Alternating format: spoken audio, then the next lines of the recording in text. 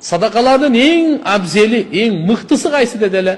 Пайғамбар саллаллаху алейхи ва саллям айтты: садақатын фи Рамадан, Рамазан айындағы садақа деді.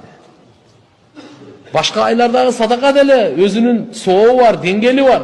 Бірақ Рамазан айдағы садақаға жетпейді. Рамазан айдағы садақа ең абзел садақа.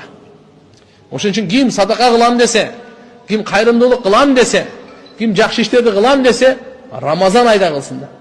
Алымдар ушуга чейин айткан, кимде ким жакшы ишти Рамазан айда ниет кылса, Алла Таалам Рамазандын берекесинен ошол ишин сөз ишке ашырат деген. Ошон үчүн иншалла бардык жакшы ниеттерди, пайдалуу иштерди, өзүбүзгө, элибизге пайдалуу иштерди Рамазан айда ниет кылыш керек экен. Не кылыш керек экен? Азыр план деп коет го, проект деп коет го. Баарына кем Рамазан айда. Кудай кааласа иншалла Рамазан айда башталган жакшы иш аягына сөз чыгат. Рамазан айдагы башталган жакшы иштердин аягы сөзсүз жакшылыгы менен бүтөт.